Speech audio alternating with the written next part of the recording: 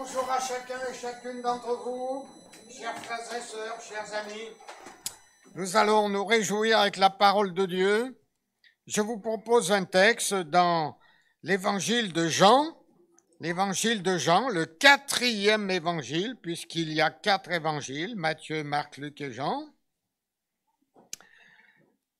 Au dernier chapitre, qui est le chapitre 21, et à partir du verset 1er jusqu'au verset 14. Évangile de Jean, chapitre 21, pour ceux qui veulent suivre sur la Bible, chapitre 21, versets 1 à 14 inclus. Après cela, Jésus se montra encore aux disciples sur les bords de la mer de Tibériade. Et voici de quelle manière il se montra. Simon-Pierre, Thomas appelé Didyme, Nathanaël de Cana en Galilée, les 2 fils de Zébédée et 2 autres disciples de Jésus étaient ensemble. Simon-Pierre leur dit, « Je vais pêcher. » Pêcher des poissons, hein. Je vais pêcher.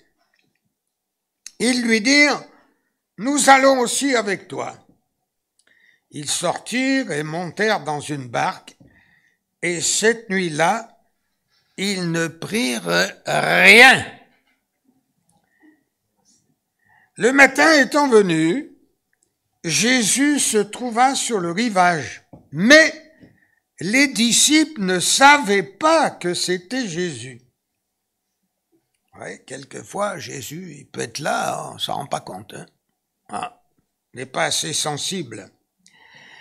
Jésus leur dit, « Enfants, n'avez-vous rien à manger ?» Ils lui répondirent, « Non. » Il leur dit, « Jetez le filet du côté droit de la barque et vous trouverez. » Ils le jetèrent donc, et ils ne pouvaient plus le retirer à cause de la grande quantité de poissons. Alors le disciple que Jésus aimait, c'est-à-dire Jean, l'apôtre Jean, dit à Pierre, « C'est le Seigneur !» Et Simon-Pierre, dès qu'il eut entendu que c'était le Seigneur, mit son vêtement et sa ceinture, car il était nu, et se jeta dans la mer. Les autres disciples vinrent avec la barque, tirant le filet plein de poissons, car ils n'étaient éloignés de terre que d'environ 200 coudées, c'est-à-dire 100 mètres environ. Lorsqu'ils furent descendus à terre, ils virent là des charbons allumés, du poisson dessus, du pain.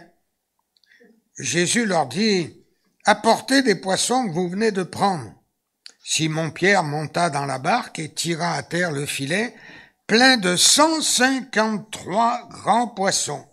Et, quoiqu'il y en ait tant, le filet ne se rompit point. Jésus leur dit, « Venez, mangez. » Et aucun des disciples n'osait lui demander, « Qui es-tu ?» sachant que c'était le Seigneur. Jésus s'approcha, prit le pain et le en donna. Il fit de même du poisson. C'était déjà la 3e fois que Jésus se montrait à ses disciples depuis qu'il était ressuscité des morts. Donc ce passage se situe après la mort et après la résurrection de Jésus. Et ces hommes, voyez-vous, ils attendaient que le Seigneur Jésus, que le fameux Messie, rétablisse le royaume d'Israël qui avait disparu de la circulation depuis plusieurs siècles, mais ils n'avaient pas bien compris que le Christ, l'envoyé de Dieu, le Fils de Dieu, devait venir surtout sur la terre pour apporter, annoncer le message de l'Évangile et pour donner sa vie à la croix, afin que quiconque croit en lui, comme dit l'Écriture, ne périsse pas dans son péché, mais qu'il ait la vie éternelle. Et bien sûr, quand Jésus est mort, ils ont été complètement désappointés. Ils ne savaient plus du tout où ils en étaient. ce Jésus qui les avait accompagnés, et plutôt qui marchait après lui, avec lui, voyez, il l'avait entendu prêcher des centaines et des centaines de fois sur tous les sujets possibles. Ça, pour être instruit, ils étaient instruits. Et il l'avait vu faire des miracles extraordinaires. Vous voyez, des aveugles, des boiteux qui étaient guéris, des paralytiques, des lépreux qui étaient guéris complètement. Et ça les avait marqués. Mais ils n'avaient pas saisi le sens réel de la venue de Jésus ici-bas et sa mort à la croix. Alors, quand il est remonté vers le ciel, ils étaient là complètement perdus. Et bien sûr, quand on est désappointé, désorienté, quand on est oisif, il arrive qu'on prenne des décisions qui sont pas toujours les meilleures. Et comme Pierre était un bout en train, c'était un gars, vous voyez, qui pendant les 3 ans du ministère de Jésus avait toujours la bouche ouverte pour poser des questions, pour faire des interventions, pas toujours judicieuses d'ailleurs, parce que ça c'était avant qu'il soit rempli du Saint-Esprit, et c'était un homme tout à fait ordinaire.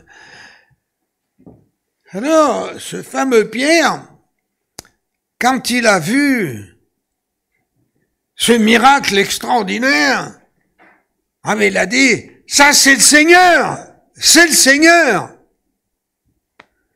Mais c'était trop tard, Jésus avait disparu. Il n'est pas resté avec eux, voyez. Alors, ce passage nous montre donc que lorsque nous sommes sans Jésus, sans la présence de Jésus, eh bien, nous sommes malheureux, désappointés, désorientés. Pourtant, pendant les 3 ans de son ministère, Jésus leur avait parlé sur tous les sujets possibles. Il les avait instruits, il les avait éduqués, il les avait encouragés, fortifiés. Il les avait emmenés avec lui tous les jours sur les chemins de la Palestine, prêchant l'évangile, guérissant les malades, toutes sortes de maladies qui étaient guéries par le Seigneur. Et ils avaient donc vécu des moments très intenses avec lui. Mais maintenant qu'il était parti, eh bien, ils étaient là déconcertés. Et Jésus a vu dans leur cœur. Et Jésus ne veut jamais nous laisser seuls. Il ne veut pas que nous soyons dans la peine, dans la tristesse, mais il veut que nous soyons dans la joie. Parce que il a donné sa vie pour pardonner nos péchés, mais aussi pour nous donner une vraie joie qui soit en nous tous les jours, quelles que soient les circonstances de notre existence.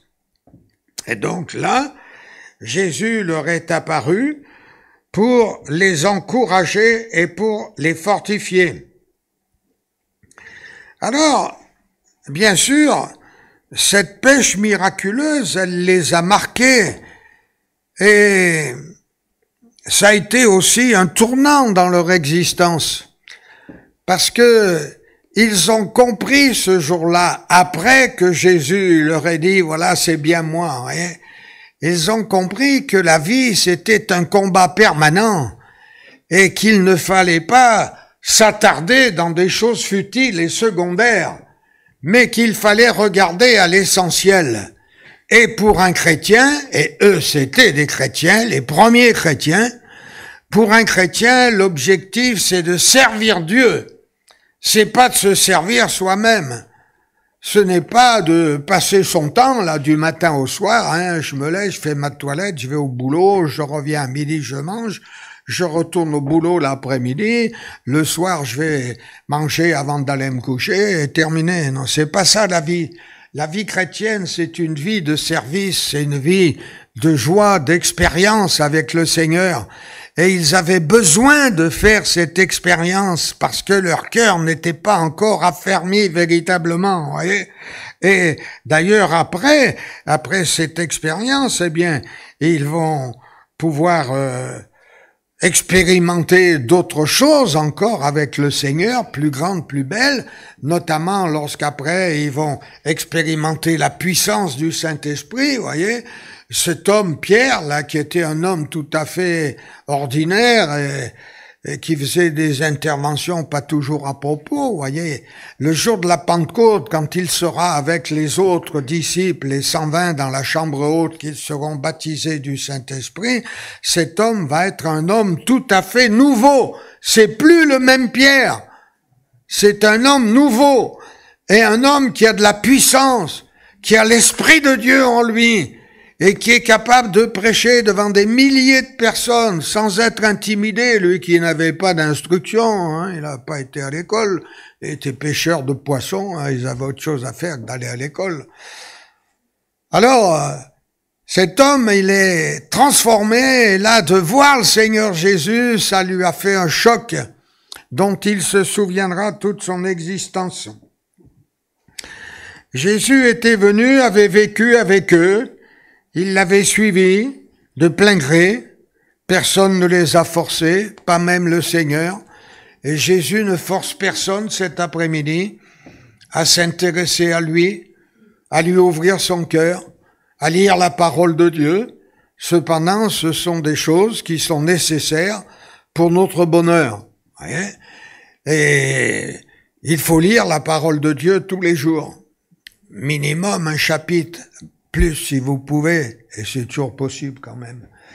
Mais il faut lire la parole de Dieu tous les jours. Il faut honorer le Seigneur, le prier, lui rendre grâce pour tout ce qui vous arrive, même quand c'est un problème, un accident, une maladie, parce que le Seigneur est avec vous.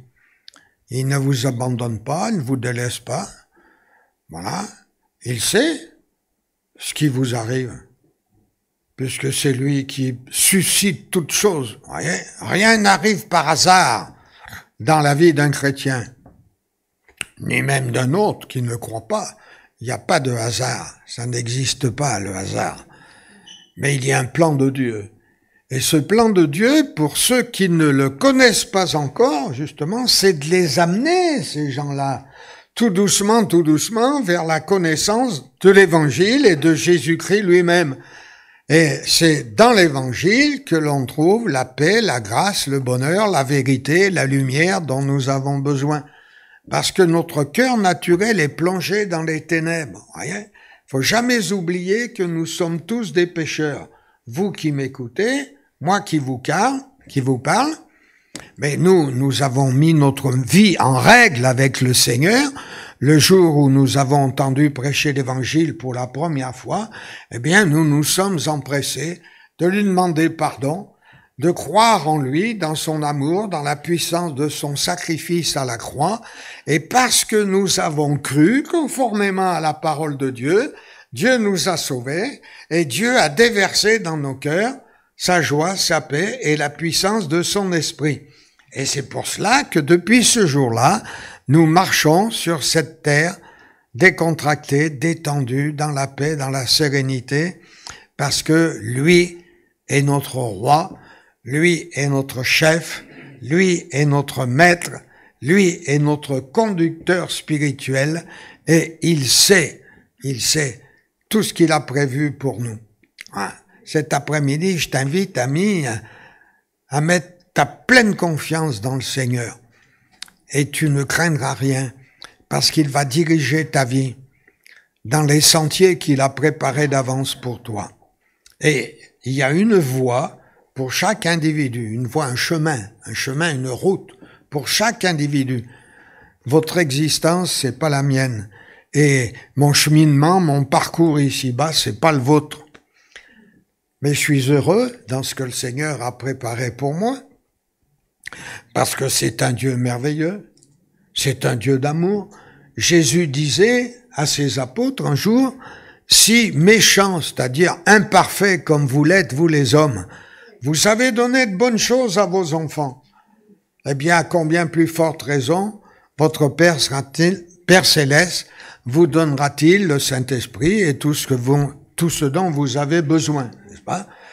Voilà, quand notre enfant nous demande un biscuit ou un morceau de pain, on ne lui donne pas un caillou, mais on lui donne un biscuit, un morceau de pain. Voilà, parce que d'abord on le respecte et Dieu vous respecte, il ne vous forcera jamais, mais il vous propose son amour, sa grâce, ses bénédictions. Il vous propose de vous conduire, il vous propose de vous protéger. La vie ici-bas, c'est un combat permanent. Et parfois, il y a des moments très difficiles dans la vie, où on peut se poser des questions, où on est peut-être dérouté, découragé, désorienté. Mais le Seigneur est là avec nous. Jamais il ne nous quittera, parce qu'il s'est engagé à cela. Et son but, c'est de nous conduire au ciel, dans sa présence. Donc ces hommes ont expérimenté là une grâce supplémentaire, particulière ce jour-là, parce que le Seigneur s'est révélé à eux sous un autre aspect que ce qu'ils le connaissaient jusqu'à maintenant. Pourtant, ils avaient vu des miracles et des miracles, mais le Seigneur là les a conduits dans une direction particulière. Et ce qui est important aussi, c'est de considérer, vous voyez, que le Seigneur, il n'a pas laissé Pierre de côté, qu'il avait renié. Pierre avait renié Jésus, mais Jésus ne lui en a pas voulu. Il lui a pardonné et il lui a demandé, là, il lui a confié une mission spéciale ce jour-là. Voilà, paie mes brebis, paie mes agneaux, comme nous l'avons lu. C'est-à-dire qu'il lui a confié de s'occuper de l'Église, de s'occuper de ses brebis, afin de les nourrir, de les enseigner par la parole de Dieu, afin de veiller sur elles pour qu'elles ne fassent pas de faux pas, et que le diable ne vienne pas les ravir de sa main. Parce que le diable existe, c'est notre ennemi numéro 1. Et lui, il cherchera toujours à nous faire des croche-pattes. Mais le Seigneur est là pour nous garder. Alléluia. Maintenant, cet épisode-là, c'est terminé par un petit entretien particulier entre Jésus et Pierre, parce que Jésus lui a dit, voilà, paie mes brebis, paie mes agneaux, etc. C'est-à-dire, il lui a confié de s'occuper de toutes les âmes de son Église. Mais il voulait savoir ce qui allait arriver à Jean, à l'apôtre Jean. Voilà. Et lui, qu'est-ce qui va lui arriver? Comment tu vas le conduire? Qu'est-ce que tu vas faire de sa vie? Et voyez, nous devons aimer nos frères, nos sœurs de tout notre cœur. Nous devons aimer les âmes perdues aussi de tout notre cœur. Mais chacun a sa voie et sa destinée.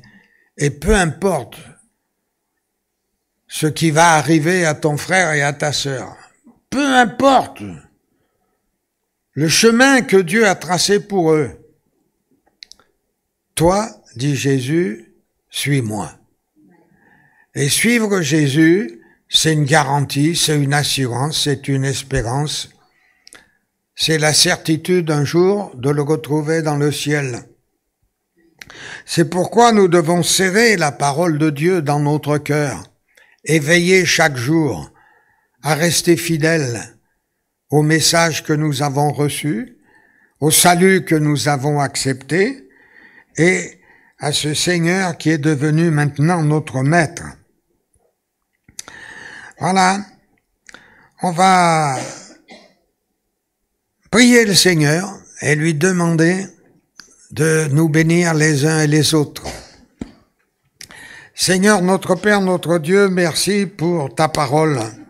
Cette parole, l'évangile qui est toute simple, belle, puissante, glorieuse, que tu nous as laissée, afin de nous faire connaître ta personne, afin de nous faire connaître Dieu le Père, et aussi afin que nous puissions nous conduire sur cette terre pendant notre pèlerinage terrestre. Seigneur, tu connais tous les cœurs qui sont là devant toi cet après-midi. Et s'il y a une ou deux personnes qui n'ont pas encore fait cette rencontre avec toi, qui ne t'ont pas encore accepté comme leur sauveur, Nous leur donnons l'occasion maintenant, Seigneur, de crier vers toi, de t'appeler à leur aide, à leur secours, afin que tu sauves leur âme et qu'elles fassent partie désormais de ton troupeau. Et tu les conduiras comme tu nous as conduits nous-mêmes jusqu'à ce jour. Tu les conduiras jusqu'à ta maison éternelle, Seigneur, là où tu as préparé une place pour ceux qui t'aiment. Merci, Seigneur, de bénir ces âmes. Et s'il y a quelques malades au milieu de nous ou dans les familles, eh bien, Seigneur, étends ta main, s'il te plaît, parce que tu es aussi un Dieu de guérison, un Dieu de miracles. Tu n'as pas changé, Seigneur, mais tu es toujours le même. Et ce que tu as fait il y a 20 siècles sur cette terre, pendant ton glorieux passage au milieu des hommes, tu veux le faire encore aujourd'hui, au 21e siècle, Seigneur, car pour toi, rien n'est difficile, rien n'est étonnant, mais tout est possible. Merci, Seigneur. Bénis ces âmes qui sont là devant toi. Bénis tous les membres de leur famille, là où ils se trouvent, afin que ta gloire soit ainsi répandue, manifestée dans les cœurs. Au nom de Jésus, merci Seigneur. Amen.